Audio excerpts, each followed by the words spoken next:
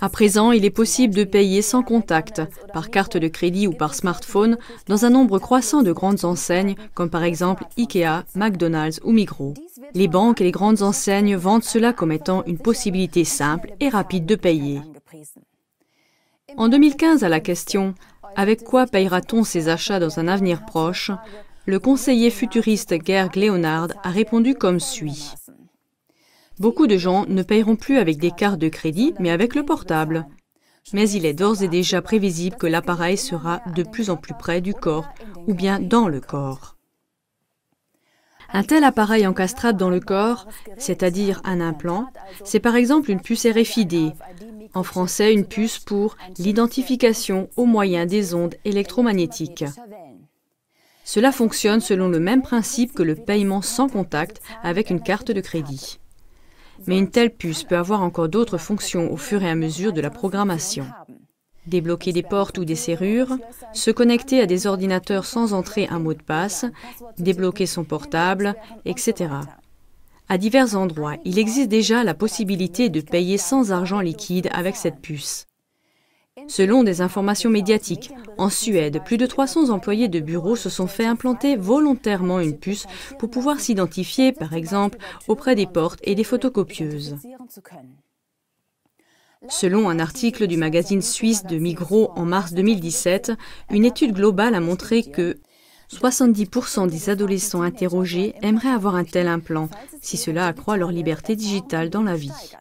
Bon, sur ce, on pourrait penser que les fonctions quotidiennes seraient donc facilitées avec une puce implantée. Mais beaucoup de partisans de la protection des données informatiques mettent en garde contre un abus possible des informations sur la puce.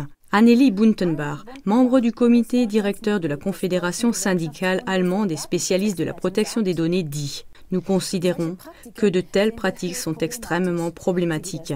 Elles sont en contradiction avec la protection de la personnalité. » On pourrait dès lors établir presque complètement des types de comportements par des puces sur des cartes d'identité, des cartes de crédit ou des données du portable et des données numériques. Et les gens n'auraient guère d'influence sur leur utilisation. Si maintenant on porte des puces sous la peau, cet enregistrement serait repoussé au-delà de toute frontière du tolérable. L'article dans le magazine de Migros explique clairement qu'il existe un potentiel d'abus énorme et qu'on n'en restera pas à des fonctions quotidiennes, comme remplacer la clé de la porte d'entrée. Cela ne serait que le commencement, dit le professeur Patrick Kramer dans l'interview du magazine de Migros. Il est le fondateur de l'entreprise de Hambourg DigiWell Upgrading, qui s'est spécialisée dans le domaine d'upgrader les gens, ce qui veut dire les mettre à niveau ou mieux les équiper. Il se décrit lui-même comme un cyborg, c'est-à-dire un personnage hybride d'organismes vivants et de machines. Patrick Kramer fait déjà des expériences avec la génération suivante d'implants où l'homme lui-même est directement connecté à Internet.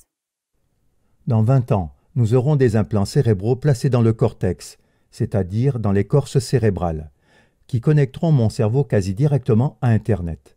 L'efficacité cérébrale, qui est à présent limitée biologiquement, se laissera quasi élargir. Et alors, selon l'implant que j'utiliserai, j'aurai un cerveau 100 fois ou 1000 fois plus efficace.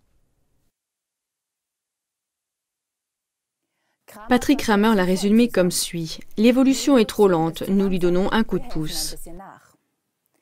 Au cours de ces dernières années, il y a eu en fait toute une série d'expérimentations où des animaux sont télécommandés par radiocommunication. Des scientifiques chinois ont créé par exemple des rats cyborg qui peuvent traverser un labyrinthe plus vite que leurs homologues naturels. Ces rats ont des électrodes dans le cerveau qui sont connectés à un ordinateur par radiocommunication. Ainsi, on peut capter des signaux du cerveau, mais on peut aussi entrer des signaux dans le cerveau des animaux. Le chercheur en neurosciences, le professeur Jonathan Wallis, a réussi avec son équipe à mesurer les processus de décision des singes. Il part du principe que, pour cette raison, il est aussi possible d'influencer des décisions. Il y a encore quelques années, l'annonce d'une telle intervention massive dans l'évolution de l'homme et de l'animal aurait fait chavirer l'estomac de tout le monde.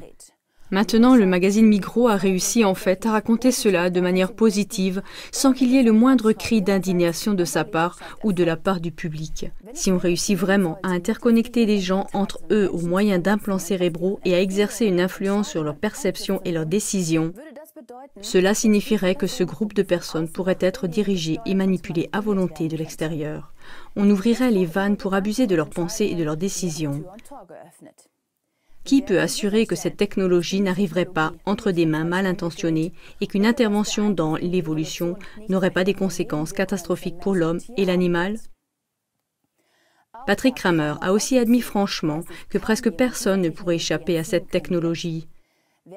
Si un jour ces implants deviennent la norme, on n'aura plus aucune chance sans eux dans beaucoup de secteurs du monde du travail. Apparemment, cela aboutirait à ce que tous les hommes qui refusent un implant cérébral télécommandé, à quelque titre que ce soit, seraient exclus du monde du travail. Tout semble évoluer vers l'une des deux possibilités suivantes. Ou bien l'homme se laisse intégrer quasiment comme un esclave moderne dans un système dirigé centralement, ou bien il est quasiment exclu de la société. Quiconque refuserait un implant télécommandé serait menacé dans son existence même.